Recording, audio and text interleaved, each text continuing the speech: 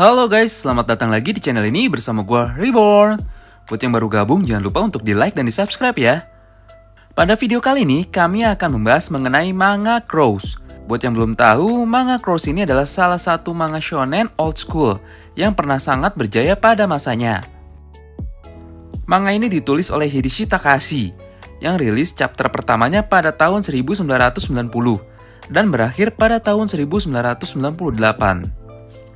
Crows sendiri adalah cikal bakal dari dibuatnya live action dengan judul Crow Zero, di mana live action Crow Zero ini mengambil waktu 1-2 tahun sebelum kejadian Crows berlangsung. Jika di Crow Zero 1 dan 2 menceritakan tentang Takiya Genji, seorang protagonis yang mempunyai mimpi untuk dapat menjadi yang nomor 1 di Suzuran, maka di manga Crows ini menceritakan tentang Boya Harumichi, murid pindahan yang memulai tahun keduanya di sekolah Suzuran. Cerita ini dimulai ketika dalam perjalanan di dalam kereta menuju ke sekolah, terlihat sekelompok berandalan yang sedang memalak salah satu murid lainnya. Murid ini bernama Yasuda. Dan kelompok berandalan yang memalaknya dipimpin oleh orang bernama Akutsu. Akutsu meminta uang sebesar 5.000 yen untuk ganti rugi uang laundry, karena Yasuda sudah menumpahkan kopi di bajunya kemarin.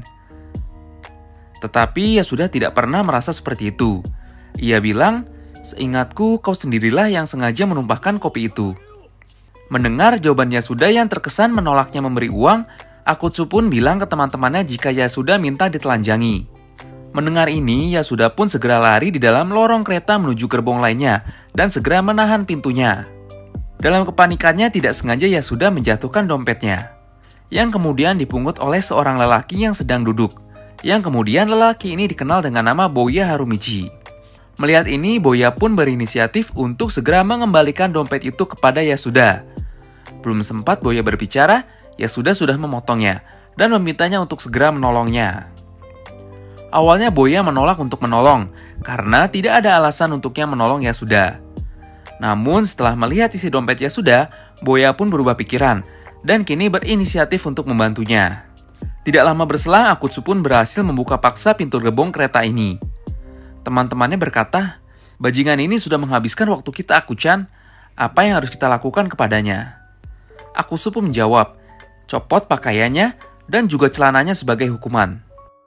Melihat ini, Boya pun beraksi. Dengan keren dirinya berkata, "Berhenti di sana. Hal buruk akan menimpa kalian jika kalian berani menyentuh anak itu. Dengarkan. Jika kalian tidak ingin dihajar olehku, pergilah sekarang. Perlu kalian tahu, kekuatanku setara dengan iblis jika bertarung." Akutsu pun mengacukannya dan berkata, "Kau pikir kau siapa, Pirang? Jangan berlagak sok keren." Boya pun mulai beraksi. Dia segera berdiri dan mencoba mendekati Akutsu. Namun sayang, karena terlalu bersemangat, kepalanya malah terbentur tiang di atasnya. Melihat ini, Akutsu pun kesal dan tanpa basa-basi langsung menghajarnya beramai-ramai hingga terjatuh.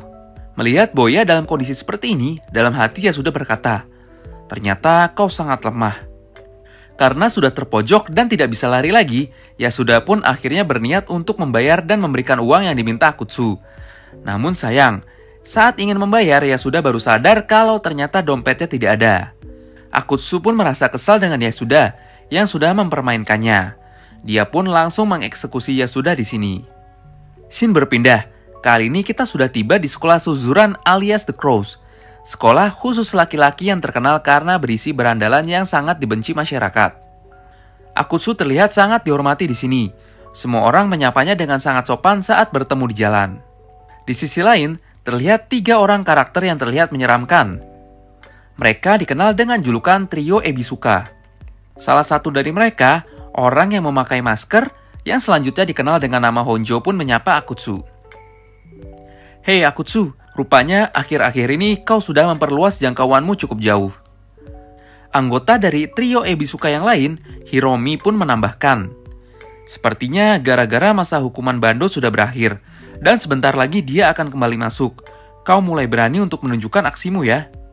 Akutsu lalu menjawab, "Jadi kau rupanya benar-benar khawatir dengan kehadiran Bando ya? Aku rasa itu adalah hal yang wajar, karena saat dia masuk nanti kalianlah orang pertamanya yang akan dihajar." Mendengar ini Honjo pun kesal. "Bajingan kau, kalian pikir bisa terus melihat kami dari atas? kami akan datang dan menghajarmu. Scene kembali berpindah. Kali ini Boya sudah berada di ruang guru untuk memperkenalkan dirinya yang baru masuk di sekolah ini. Namun di sisi lain ternyata terlihat juga Yasuda yang sedang dipanggil ke ruang guru karena datang ke sekolah tanpa pakaian apa-apa. Sebenarnya apa yang terjadi kepadamu Yasuda? Siapa yang melakukan ini? Yasuda terlihat tidak bisa memberitahu yang sebenarnya terjadi. Karena jika ia memberitahunya, ia tidak akan bisa lagi tenang tinggal di sekolah ini. Tak lama kemudian Yasuda dan Boya sama-sama menyadari kehadirannya masing-masing. Boya berkata, "Yo, kau orang yang tadi pagi di kereta. Apa yang kau lakukan datang ke sekolah hanya menggunakan celana dalam saja?" Mendengar dirinya diejek oleh Boya, Yasuda pun marah dan mengambil kursi untuk menghajarnya. Setelah tenang, Yasuda pun bercerita jika dirinya dihajar oleh Akutsu, kemudian ditelanjangi juga. Lalu aku juga kehilangan dompet. Mendengar ini, Boya pun merespon sambil tertawa. "Oh, jadi itu yang terjadi ya. Jika dompet yang kau inginkan, ini dia." Melihat dompetnya ada di tangan Boya, Yasuda pun kembali mengamuk dan mengambil batu bata besar untuk ditimpukan ke kepala Boya. Boya dengan cepat berkata, "Tunggu dulu, aku menemukannya saat terjatuh di kereta." Namun sebelum mengembalikan dompetnya, Boya bertanya, "Siapa wanita yang ada di foto ini Yasuda?" Yasuda menjawab, "Itu adalah kakak perempuanku." Mendengar jawaban Yasuda, ekspresi Boya pun berubah. Kemudian ia berdiri dan berkata, "Aku akan membalaskan dendam untukmu." Yasuda kaget dengan respon Boya ini. "Apa yang terjadi kepadamu?" Boya dengan licik pun berkata sambil tertawa, "Kau hanya perlu mengingat kalau kau berhutang kepadaku Yasui, jika aku membalaskan dendamu." Scene kembali berpindah. Kali ini Boya sudah berada di kelas untuk memulai pelajaran. Ia pun memperkenalkan dirinya. Karena rambut pirangnya dan namanya yang asing, banyak yang menertawainya dan terlihat tidak suka. Di antara orang-orang itu, ada satu orang yang berani mengucapkannya secara langsung, yaitu Hiromi, salah satu anggota dari trio Ebisuka. Mendengar perkataan Hiromi ini, Boya pun kesal, dan tanpa basa-basi langsung menimpuk kepala Hiromi di depan guru dan murid lainnya. Hal ini pun membuat Hiromi sangat kesal sekali. Setelah jam pelajaran selesai, Boya berkata, 50 menit bermain dan 50 menit belajar ternyata terasa sangat berbeda. Tidak lama kemudian, Boya tidak sengaja melihat sosok yang ia jumpai tadi pagi lewat depan kelasnya. Boya pun segera keluar dan mengikuti Akutsu. Melihat Boya keluar, dari belakang Hiromi pun mengikutinya juga. Ternyata Akutsu pergi ke kamar mandi dan terlihat bersembunyi di sini untuk merokok. Akutsu terdengar sedang membicarakan geng trio Ebisuka dengan teman-temannya. Ia berkata, saat Bando kembali masuk, tidak diragukan lagi. Ia akan langsung menghabisi trio Ebisuka. Lalu kemudian kita hanya perlu menunggu Bando dan anak-anak kelas 3 lainnya lulus. Setelah mereka lulus, maka tidak akan ada lagi disusuran yang menentang kita. Beberapa saat kemudian terdengar suara pintu kamar mandi terbuka dengan sangat keras. Boya pun tiba. Akhirnya aku menemukan si gendut ini dengan teman-temannya. Akutsu juga terlihat menyadari dan mengenal Boya, orang yang tadi pagi dihajarnya di dalam kereta. Namun ia bingung kenapa dia ada di susuran. Teman-temannya pun beranggapan bahwa dia adalah murid pindahan yang baru masuk. Iya benar, aku memang murid pindahan baru di sini. Namun belum sempat Boya melanjutkan kata-katanya, Hiromi pun datang juga, dan tanpa basa-basi langsung menghajar Boya berkali-kali. Boya tanpa perlawanan menerima pukulan dan tendangan Hiromi, hingga hidungnya berdarah. Tidak sampai di situ kekejaman Hiromi, ia pun segera membangunkan Boya yang masih terjatuh, kemudian menyeretnya dan membenturkan kepalanya berkali-kali ke toilet hingga berdarah. Hiromi berkata, "Tempat ini tidak cocok untuk orang sepertimu." Kemudian ia memukulnya sekali lagi hingga terpental jauh. Saat Hiromi merasa dirinya sudah berhasil mengalahkan Boya, dari belakang tiba-tiba Boya berdiri dan langsung memukul perut Hiromi. Boya berkata, "Apa yang kau lakukan? Dan kenapa kau terlihat seperti bajingan tua yang sudah bosan hidup? Aku datang ke sini karena aku ada urusan dengan orang-orang itu. Jadi kenapa kau datang dari belakang dan menggangguku? Dasar kau kepala landak sialan." Boya terdengar sangat kesal di sini. Saat Hiromi mencoba bangkit, Boya memukul kembali kepala Hiromi dengan santai sampai terjatuh. "Diam di sana dan berkacalah bodoh." Tidak terima diremehkan dan direndahkan, Hiromi kembali berusaha bangkit dan menghajarnya lagi dari belakang. Namun kali ini Boya menahan pukulan Hiromi dengan telapak tangannya, lalu memukulnya dengan serius hingga terpental jauh sekali keluar toilet sampai ke lorong sekolah. Melihat Hiromi bisa dikalahkan dan terpental sejauh itu, dengan satu kali pukulan, Akutsu dan teman-temannya pun kaget. Boya berkata, kali ini giliran kalian. Semua yang macam-macam dengan Yasui dan diriku tadi pagi, aku akan membayar kalian dengan lunas sekarang. Karena merasa terintimidasi oleh Boya, Akutsu pun mengambil senjata. Ia mengambil kain pel lalu mematahkannya menjadi dua dengan kakinya. Tidak masalah, apa yang bisa kau lakukan melawan 5 orang? Di luar toilet terlihat Hiromi yang tidak percaya dengan apa yang barusan terjadi. Dirinya terpental sangat jauh sekali dan tubuhnya sekarang merasa kesakitan. Scene kembali berpindah. Kali ini Boya terlihat sudah berada di atap sekolah dan memberikan kembali baju seragam Yasuda kepadanya. Yasuda bingung kenapa Boya bisa mendapatkan seragamnya. Boya menjawab, menurutmu bagaimana? Tinju inilah yang menyelesaikannya. Bukankah aku sudah bilang kepadamu bahwa aku ini sekuat iblis?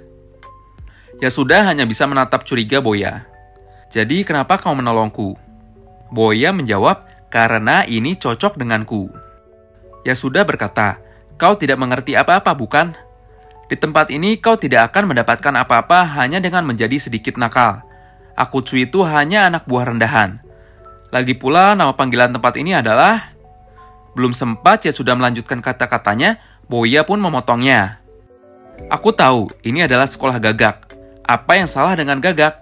Jika dibandingkan dengan burung malang yang hanya tinggal di dalam kandang, serta lupa caranya untuk terbang, ini jauh lebih baik. Aku tidak masalah dengan menjadi gagak. Aku baru saja mengucapkan kata-kata yang keren bukan Yasui? Scene selanjutnya sungguh mengagetkan. Pertarungan sebelumnya melawan Hiromi dan Akutsu di kamar mandi membuat kehebohan para guru dan murid. Akutsu dan teman-temannya pingsan setelah dikalahkan oleh Boya, dan kamar mandi pun terlihat hancur berantakan akibat pertarungan ini. Kabar ini pun menyebar dengan cepat di sekolah. Beberapa orang bilang jika Akutsu di-backup oleh senior, yaitu Bando Yamazaki dan Senda, mereka semua pasti tidak akan tinggal diam saja. Scene selanjutnya terlihat trio Ebisuka sedang berkumpul dan membicarakan ini juga. Honjo berkata, saat nanti Bando kembali, dia akan bergabung dengan Senda dan Yamazaki untuk menghancurkan kita. Ini akan menjadi pertarungan yang besar.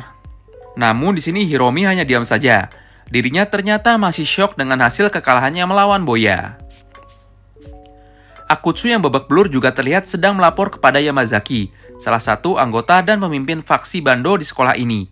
Dia meminta Akutsu untuk segera membereskan Boya sebelum Bando datang. Di lain tempat, Boya terlihat sedang santai berbincang dengan Yasuda. Baiklah, sekarang sudah diputuskan. Kau adalah anak buah pertamaku.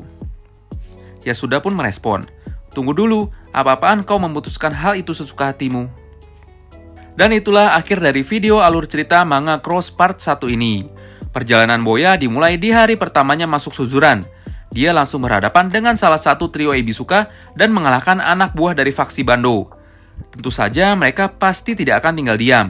Hari-hari ke depan kehidupan Boya di Suzuran akan dipenuhi dengan baku hantam untuk bisa mendapatkan posisi tertinggi di Suzuran. Penasaran bagaimana kelanjutan kisah Boya Harumichi? Sampai jumpa lagi di video selanjutnya. Bye-bye.